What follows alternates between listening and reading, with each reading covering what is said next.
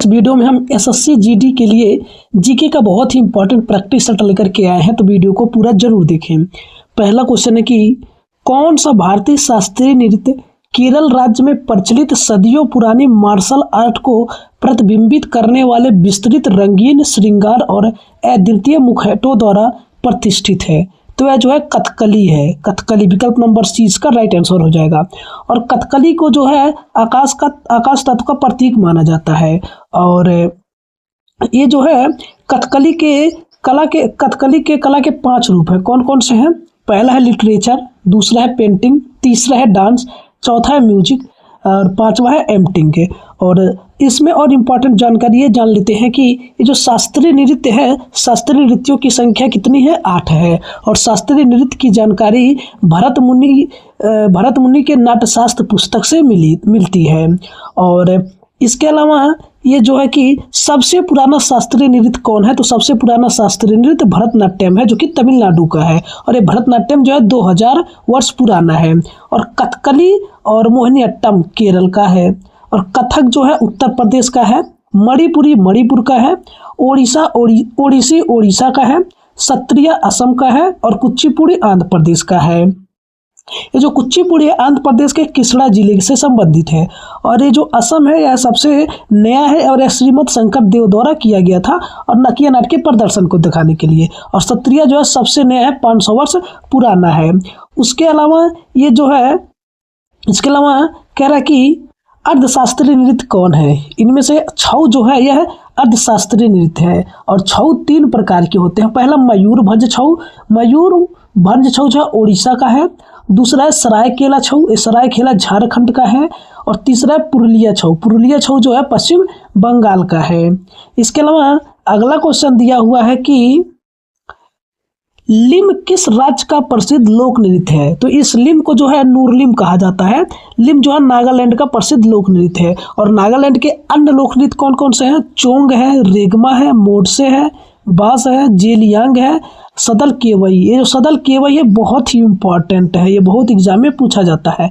यानी कि नागालैंड के ये जो अन्य लोक नृत्य हैं। और उड़ीसा के गोटीपुआ और ये पैका जो है उड़ीसा का लोक नृत्य है। वाचो और पासी अरुणाचल प्रदेश का लोक नृत्य है। और खुल्लम, चैलम और खाटनम मिजोरम का लोक नृत्य है। और ये जाट जाटिन विदेशिया कहाँ का है? बिहार का है। पंडवानी सुआ छत्तीसगढ़ का लोक नृत्य है। रणमाले और मांडो जो है गोवा का लोक नृत्य है। इसके अलावा हल्ली साका टिप्पणी जो है गुजरात का है। लांबी और बिरगा से कर्नाटक का लोक नृत्य है। इसके अलावा अगला क्वेश्चन दिया हुआ है कि निम्नलिखित में से कौन सा या कौन सी भारतीय संगीतकार सर्वोच्च नागरिक सम्मान भारत रत्न प्राप्त करने वाला या वाली पहली भारतीय गायिका बनी है? तो यह जो है एस.एम. सुब्बुलक्ष्मी है। इसका विकल्प नंबर सी राइट आंसर हो जाएगा। और ये जो ए.आर. रहमान है, इन्हें ऑस्कर जो है 2009 में मिला था जय हो सॉन्ग के लिए।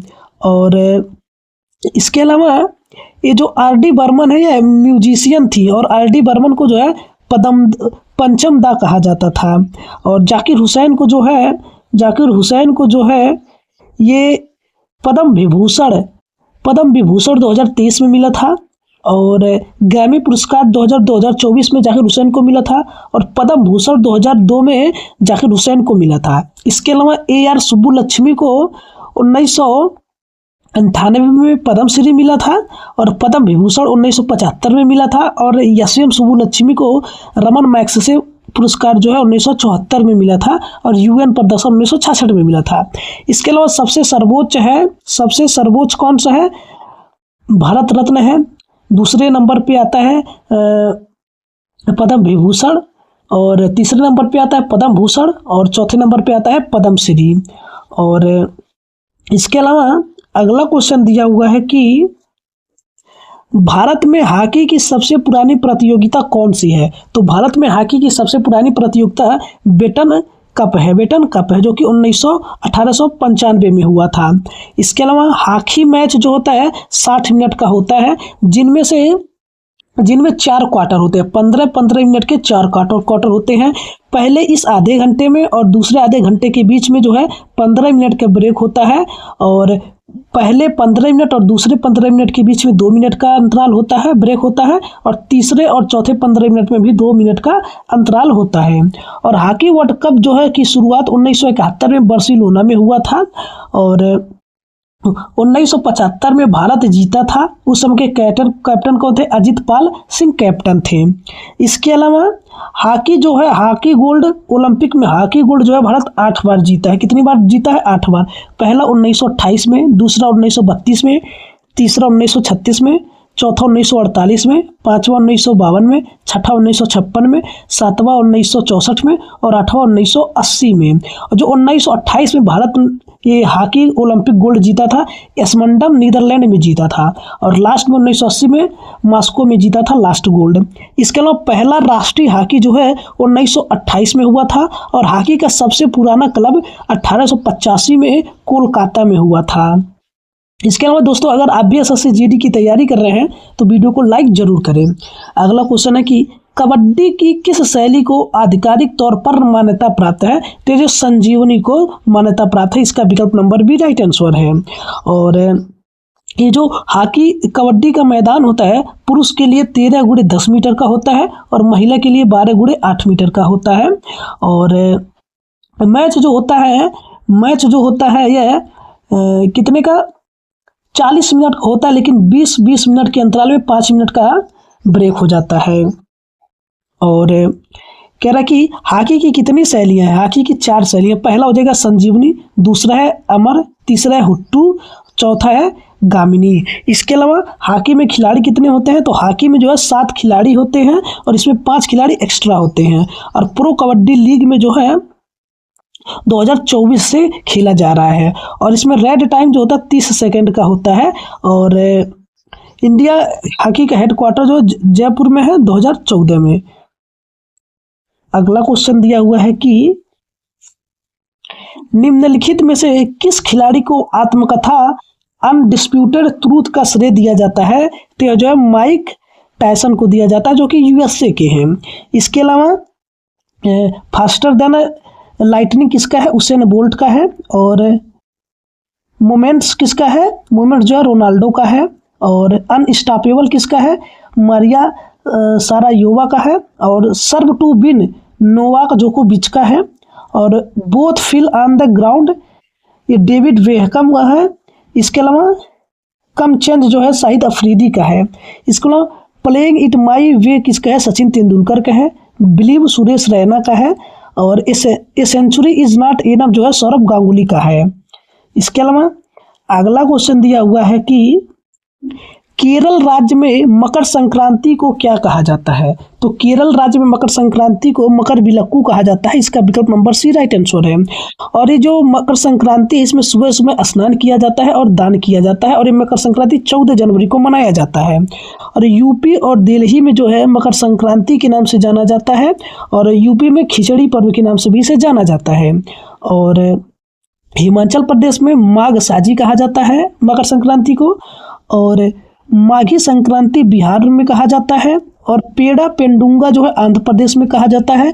और पाना संक्रांति जो है उड़ीसा में कहा जाता है मकर संक्रांति को। इसके अलावा माघ बिहू कहाँ कहा जाता है? असम में कहा जाता है। और ये जो मकर बिलक्कू है सबरीमाला मंदिर में किया जाता है, जो कि भगवान अयप्पन को समर्पित है। और ये जो है उत्तरायण कहाँ कहा जाता है?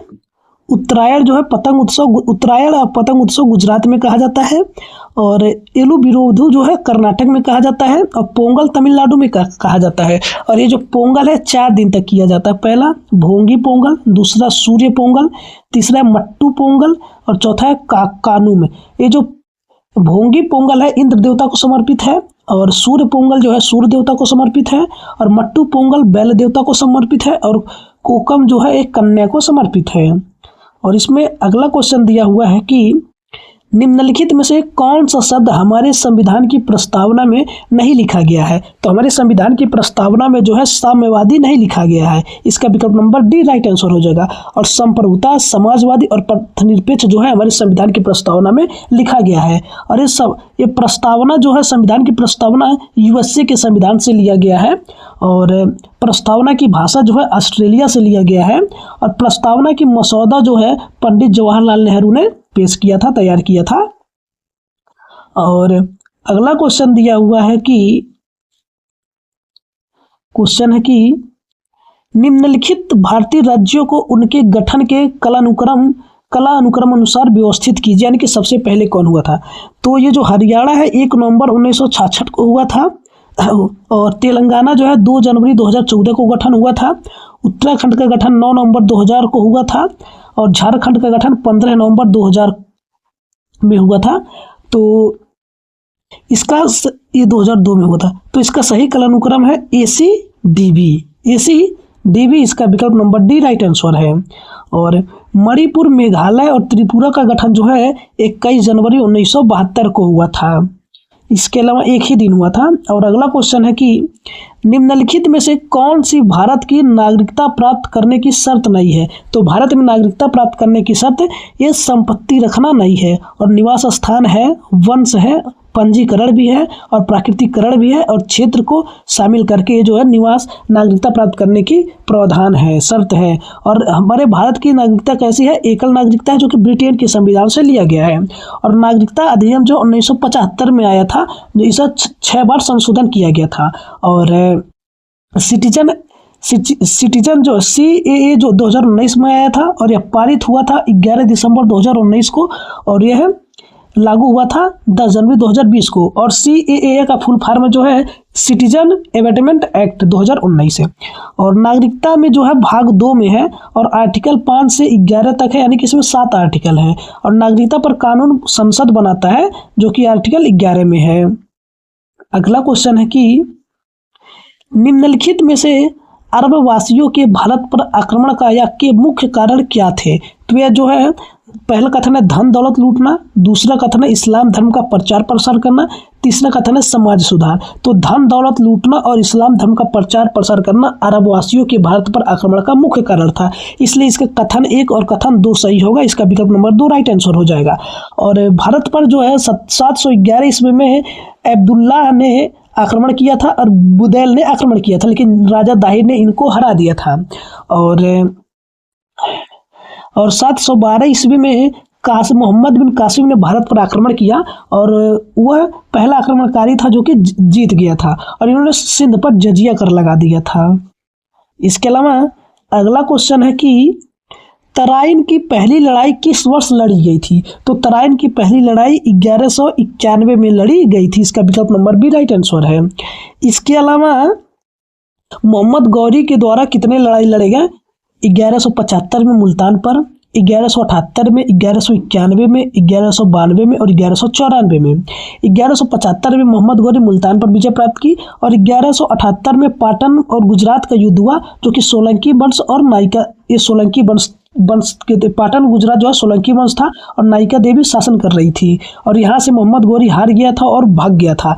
इसके बाद तराइन का पहला युद्ध 1191 में हुआ, जो कि मोहम्मद गौरी और पृथ्वीराज तृतीय के बीच में। इसमें से मोहम्मद गौरी की हार हो गई थी और पृथ्वीराज चौहान की जीत हो गई थी।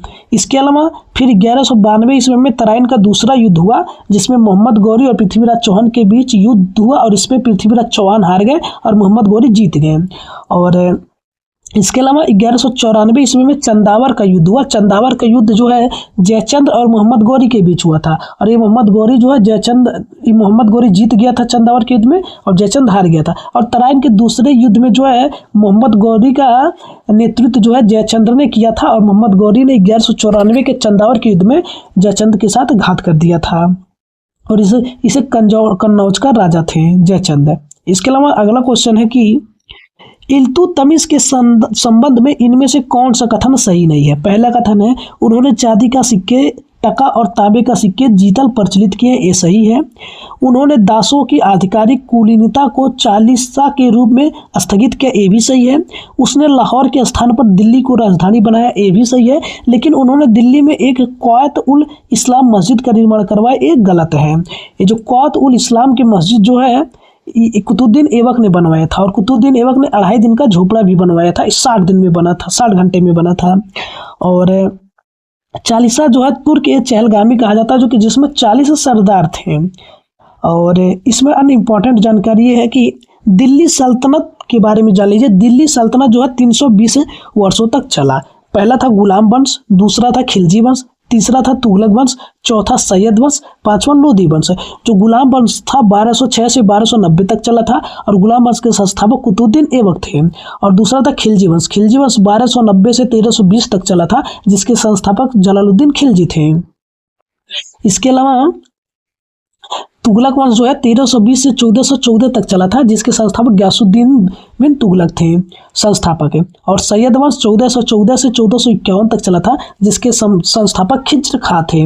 और पांचवा है लोधी वंश। लोधी वंश 1451 से 1526 तक चला था, जिसके संस्थापक बहलोल लोधी थे।